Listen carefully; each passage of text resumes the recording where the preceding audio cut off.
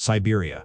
To most of us, it's just a word that means cold, a frozen, empty prison at the edge of the world. But that is the biggest misunderstanding in geography. This isn't just a region, it is a monster. Spanning 13 million square kilometers, it is larger than the United States and Europe combined. Yet inside this vastness, there are deserts, volcanoes, and secrets that defy logic. It is a continent disguised as a country. And everything you think you know about it is about to change. Our journey begins where cold is not merely weather. It is a regime. Yakutsk, the largest city in the world built entirely on permafrost. In winter, the mercury plunges to -50, -60 degrees Celsius. At that point, the cold becomes a physical weight. It squeezes moisture from the air, wrapping the streets in a dense, ghostly shroud of fog. Visibility drops to nothing. Above it all, the sun hangs low on the horizon, a pale red disk that never fully rises, never truly warms. From above, the city looks like a collage of eras patched together. Concrete blocks from the Soviet age stand beside modern glass towers. But look closer, everything stands on stilts. Concrete pilings drive deep into the earth. It is not an architectural choice, it is survival. The ground beneath is frozen solid, a relic of the Ice Age. If you build directly on the soil, the heat from the building melts the permafrost, and the earth swallows the structure whole.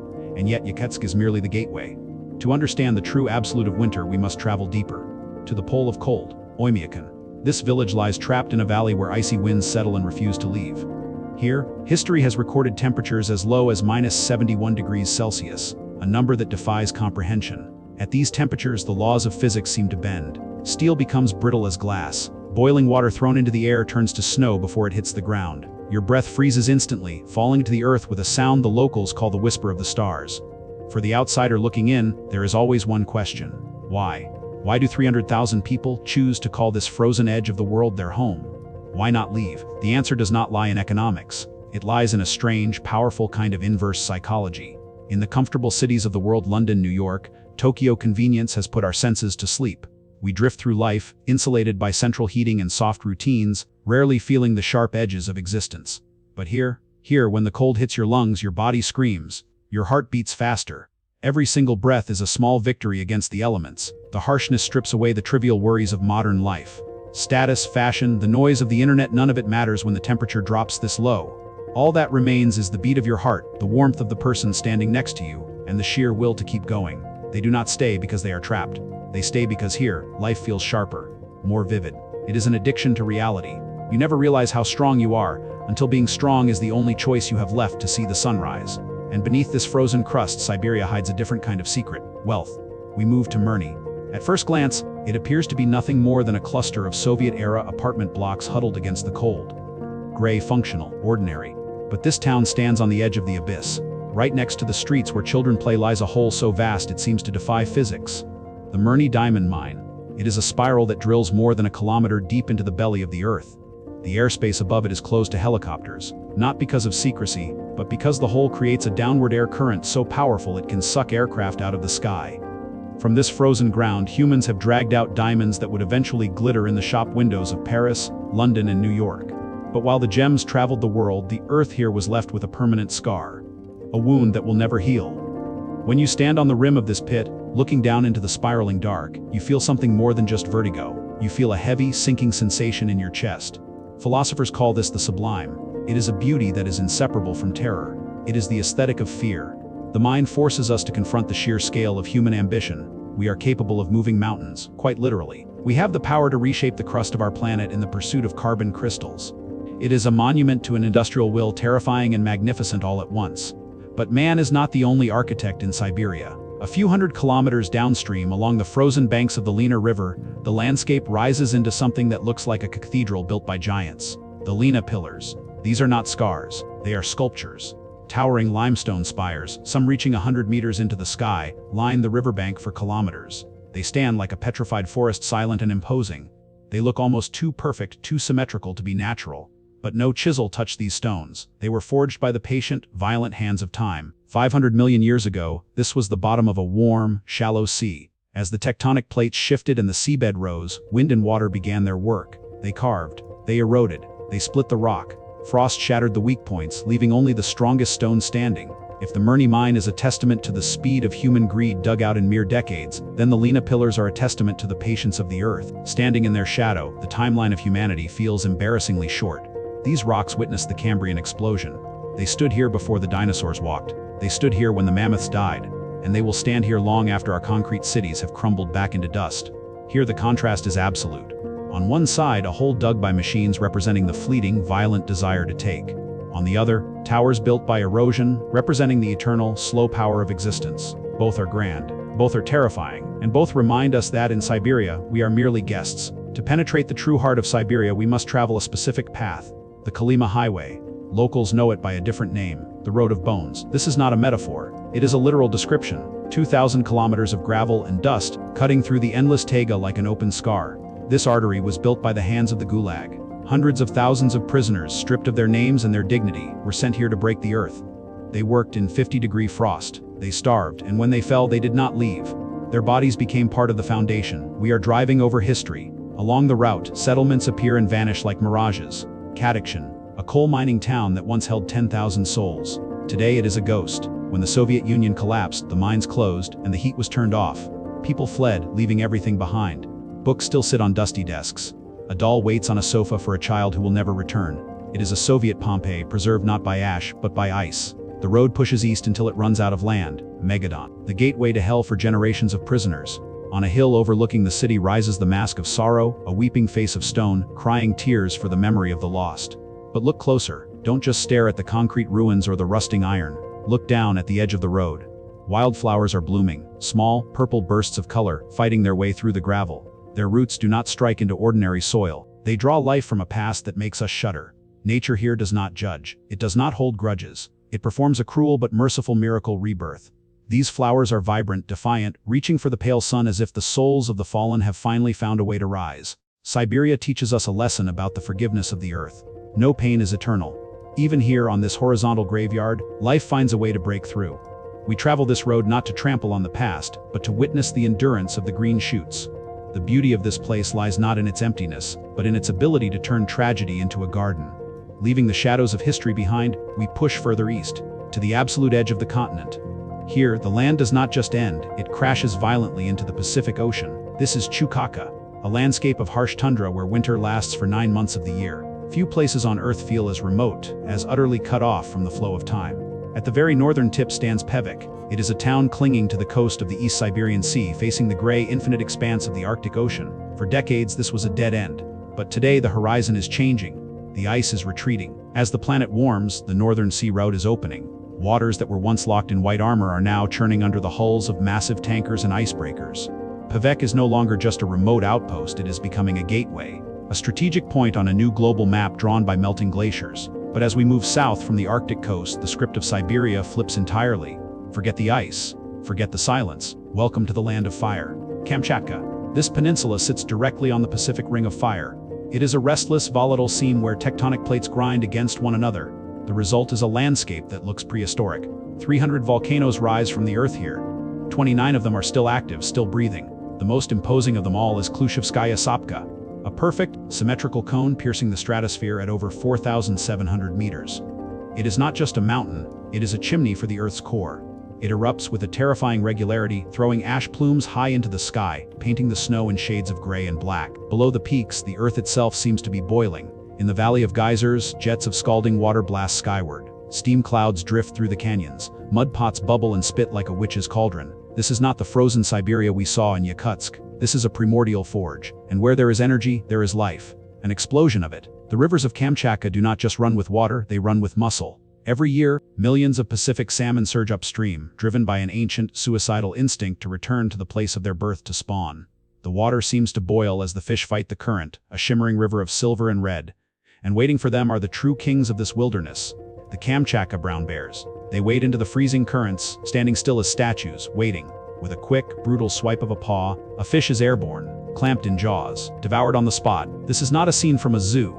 It is the raw mechanics of nature. The bears gorge themselves, layering on fat to survive the coming winter. It is a cycle of life and death playing out on a massive scale indifferent to human observation. In the harbor of Petropolovsk-Khatsky, the capital of this volcanic land, nature does not retreat. It takes over. Stellar sea lions, massive and loud, haul themselves onto the piers and breakwaters. They bark and fight, sharing the space with fishing trawlers. This is the twist in the Siberian tale. We started in a place that felt like a frozen tomb. But here on the Pacific edge, Siberia reveals its true nature. It is not dead, it is violently, beautifully alive. It breathes fire, it bleeds lava, and it pulses with a wild, untamed energy that civilization has long forgotten. From the mainland, the earth fractures. It shatters into fragments and scatters across the sea. These are the Kuril Islands. 56 volcanic peaks stretched like a spine between Russia and Japan. They exist because of collision. Here, the Pacific Plate dives violently beneath the Yakutsk Plate, grinding rock into magma, pushing fire upward to form land. On Wakatan Island, nature has sculpted a landscape that defies logic. The Krenitsin volcano, it is a geological inception. A massive caldera filled with a deep blue lake, and rising from the center of that lake, a perfect, symmetrical volcanic cone. A volcano inside a lake inside a volcano. It looks like a set from a fantasy film, too balanced to be real. Yet it stands there, silent and imposing, watched only by the wind and the waves. Drifting south, the mood shifts from majestic to haunting. We reach Sakhalin. On a lonely, jagged rock off the island's southern tip stands the Aneva Lighthouse. It is a monument to isolation. Built by the Japanese in 1939, seized by the Soviets, and powered for decades by radioactive atomic batteries. Now it is abandoned. The concrete is crumbling. The seabirds have taken over the lantern room. It stands as a ghost sentinel, rusting in the salt spray, watching over a border that has been drawn and redrawn in blood and inking for a century. And then the wilderness yields to steel. Vladivostok. The name translates to ruler of the East. It sounds like ambition. It looks like a fortress. This is the end of the line. The final stop of the Trans-Siberian Railway. Here, Russia leans out over the Pacific, staring directly at Japan and Korea. The city is a contradiction. European streets draped over hills that remind you of San Francisco. The massive Ruski Bridge leaps across the eastern Bosphorus, its cables singing in the wind, connecting the mainland to islands that were once secret military zones. But Vladivostok holds a surprise that breaks every stereotype we have built so far. The beaches. Just outside the city limits, the coastline folds into sheltered coves. The water turns a vivid turquoise. The sand is white and soft. In the height of summer, the ocean warms to 22 degrees. People swim. They sunbathe.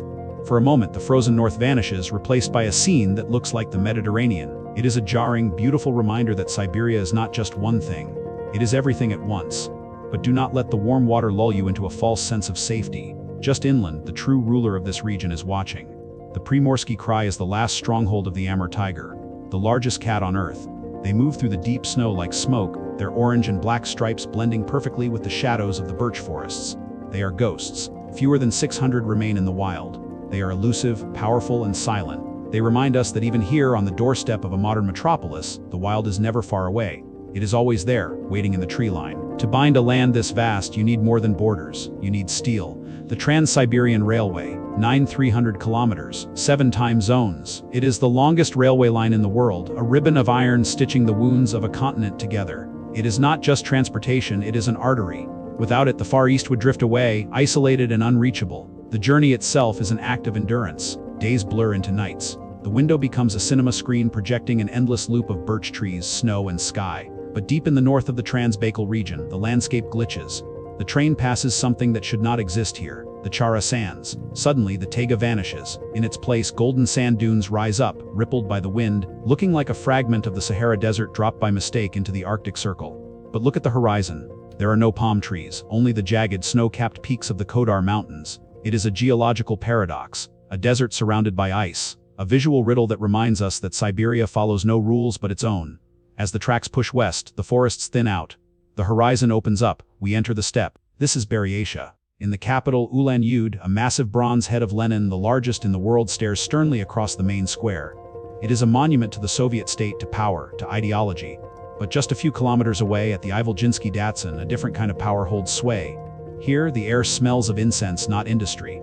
Prayer wheels spin in the wind, sending mantras into the sky. Golden roofs curve upward. This is the center of Buddhism in Russia. For decades, religion was crushed under the Soviet heel, but here, faith survived. Two systems of belief, the political and the spiritual, exist side by side.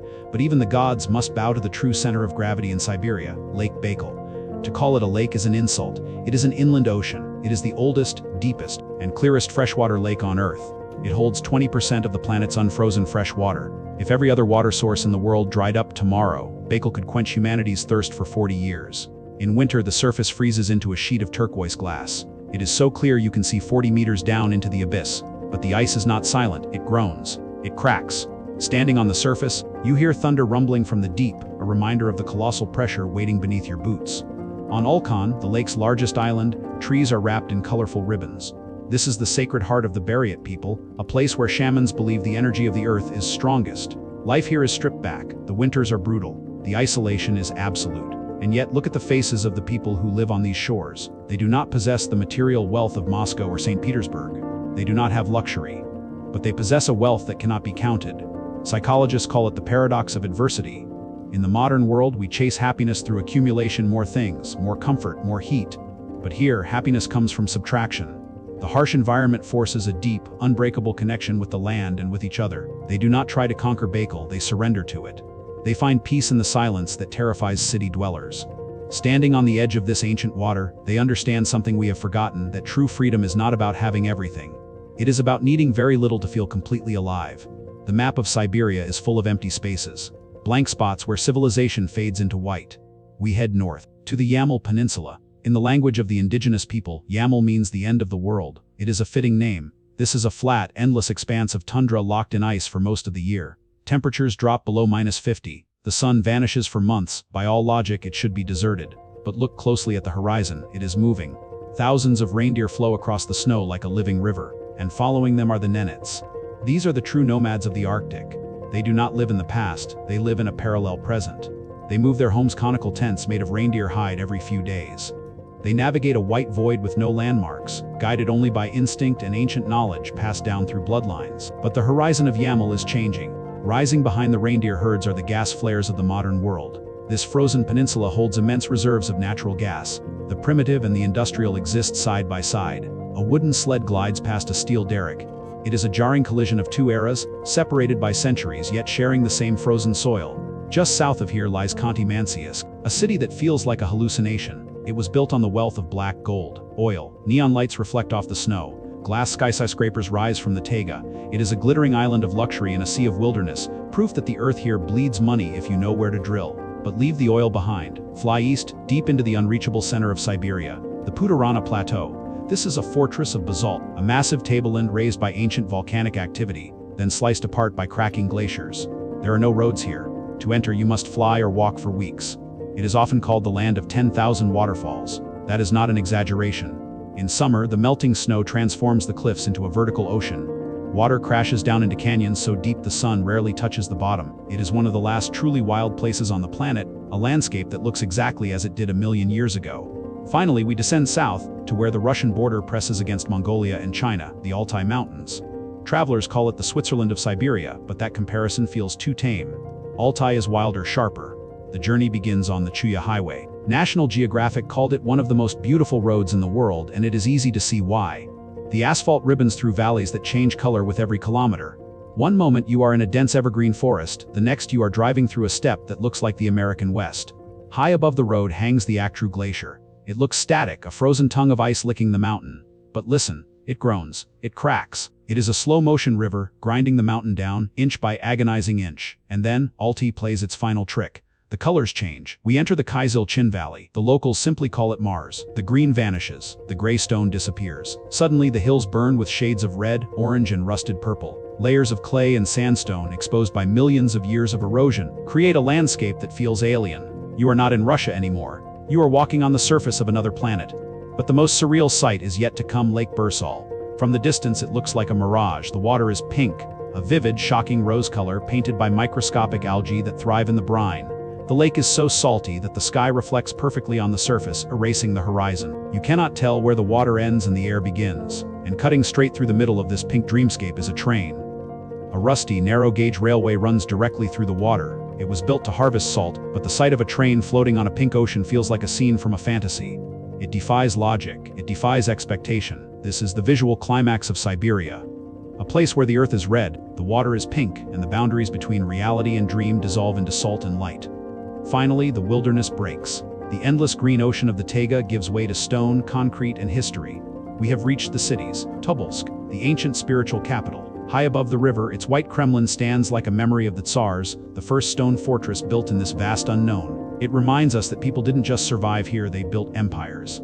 Then the pulse quickens Novosibirsk. It is young, rapid, and hungry, a metropolis of science and industry that grew from a simple bridge crossing into the unofficial capital of the region. It is proof that Siberia is not sleeping, it is accelerating. And finally, Yekaterinburg, the frontier. This is the line in the sand. To the west, Europe. To the east, Asia. It is a city of tragedy, where the Romanov dynasty met its brutal end in a basement, closing a chapter of imperial history. But today, it stands as a modern powerhouse, a place where glass skyscrapers reflect the snow, stitching two continents together. We have traveled across a world disguised as a region. We have seen the mercury freeze in Oymyakon. We have watched the earth bleed fire in Kamchatka. We have walked on the pink salt of Bursul and driven over the bones of the fallen in Kolyma. We started this journey thinking of Siberia as a prison, a white void. But we end it realizing it is a treasure house. It is the resource capital of the future, a library of history, and a gallery of natural art. But before we leave, let us consider one final uncomfortable truth, a paradox that defines this land. Imagine for a moment if Siberia were warm. Imagine if the taiga felt like Florida, or if the shores of Lake Baikal felt like the Mediterranean. What would happen? The answer is simple. We would have destroyed it. If this land were easy to access, the endless forests would have been flattened for resorts and timber. The Amur tigers would have vanished beneath the tires of mass tourism. The crystal waters of Baikal would be clouded by industrial waste. We often curse the brutal cold of Siberia. We view the frost as an enemy, a barrier to civilization. But in reality, the cold is the most loyal guardian this planet has left. It is the ice that keeps the greed of humanity at bay. It is the lethal winter that locks the doors to the wilderness, protecting the pristine ecosystems that cannot protect themselves. The harshness is not a curse. It is an act of preservation. Siberia does not need us to rescue it from the cold. On the contrary, we should be grateful. The frost protects the last great lung of the northern hemisphere. It is cruel, it is unforgiving, it is indifferent to our comfort. And for the sake of the earth, let us hope it stays that way. Siberia, the ruthless guardian, the sleeping titan, the land that demands respect before it grants entry. Thanks for watching.